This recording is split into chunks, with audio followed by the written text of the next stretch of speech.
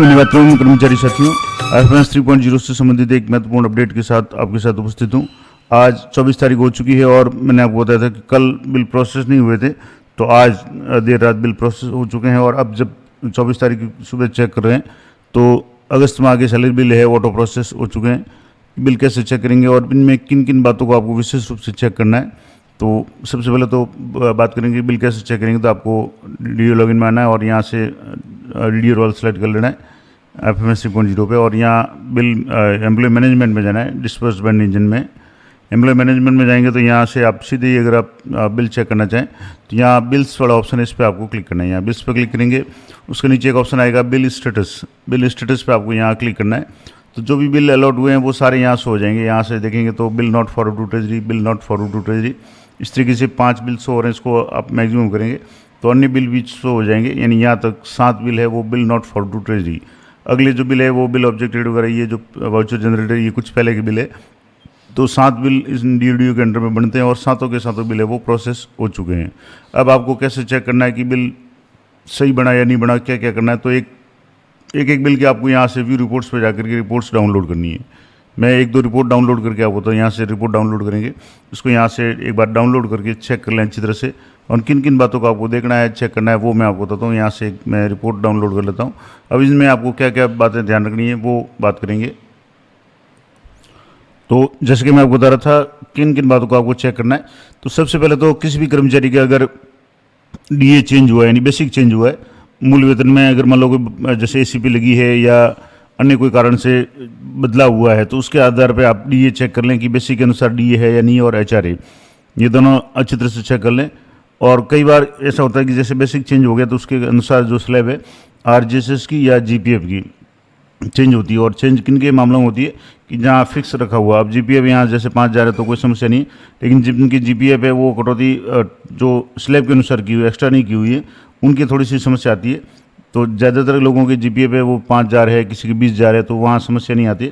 समस्या तब आती है कि जब कोई व्यक्ति है वो जो स्लैब है उसी के अनुसार जीपीएफ वगैरह की कटौती करवाता है, तब जैसे यहाँ 10,000 किया हुआ तो कोई समस्या नहीं है। तो एक तो आपको ये ध्यान रखना है कि बेसिक अगर किसी का चेंज हुआ है तो बेसिक के अनुसार डी एचआरए है वो चेक कर लें। उसके बाद में डिडक्शंस में जा कर के एसआई लोन है या एसआई इंटरेस्ट है या आरजीएसएस है, इनकम टैक्स है। एक और इम्पोर्टेंट बात जो इस महीने में नई बात थी वो थी श्री दिनेश कुमार जो बेसिक कंप्यूटर अनुदेशक है, उनके इलाज के लिए डायरेक्टर महोदय का आदेश था कि 45 रुपये की कटौती की जानी है।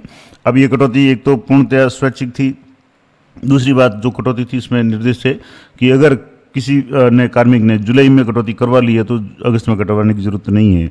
लेकिन अगर जुलाई में नहीं, क्योंकि पिछली बार जुलाई में जो आदेश आए थे वो 27 जुलाई को आए थे। अब उस समय कई लोगों के बिल तो ऑटो प्रोसेस हो चुके थे, ट्रेजरी फॉरवर्ड हो चुके थे, तो उन्होंने कटौती नहीं की। लेकिन कुछ लोगों ने बिल डिलीट किए थे या बिल दोबारा बनाए थे तो उन्होंने 45 रुपये की कटौती की थी। तो अगर निर्देश भी है कि अगर आपने 45 रुपये की कटौती जुलाई में कर ली है तो आपको करने की आवश्यकता नहीं है। और दूसरा, चतुर्श्रेणी कर्मचारियों की कटौती नहीं करनी है, तो ये इंपॉर्टेंट बात थी। अब जैसे यहाँ इनमें दिनेश कुमार जो नाम से 45 रुपये की कटौती है ये की हुई है, प्रत्येक कर्मचारी की हुई है।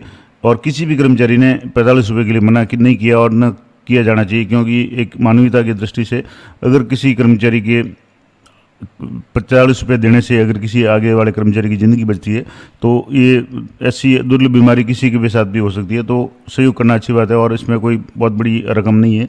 तो ये भी आप देख लें कि दिनेश कुमार नाम से जो 45 रुपये की कटौती कोऑपरेटिव डिडक्शन में जाकर के की गई है वो हुई या नहीं हुई। तो ये कुछ इंपॉर्टेंट बातें थी, मैंने आपको बता दी। इस बार कुछ विशेष बदलाव नहीं है, क्योंकि जुलाई में तो इंक्रीमेंट वगैरह का इशू रहता है। अगस्त की सैलरी में कोई अलग से न तो कटौती होती है न कोई विशेष होता है। इस बार जरूर एक डायरेक्टर महोदय के निर्देश अनुसार जो 45 रुपये की कटौती की जानी थी तो वो आप चेक कर लें। अगर कोई चतुर्श्रेणी कर्मचारी है और कटौती की है तो अगर इच्छा है तो कोई बात ही नहीं, तो उनके लिए जरूरी नहीं थी। बाकी के लिए निर्देश है कि कटौती की जानी है और वो भी पूर्णतः स्वैच्छिक थी। तो ये इंपॉर्टेंट बातें मैंने आपको बता दी कि बिल प्रोसेस हो गए। अगर मान लो आपकी बिल प्रोसेस हुआ और उसमें कुछ गलत है तो ऑटो सैलरी प्रोसेस में जाकर के बिल जहाँ शो होंगे वहाँ जाकर के बिल को आप डिलीट करके बिल है दोबारा बना सकते हैं।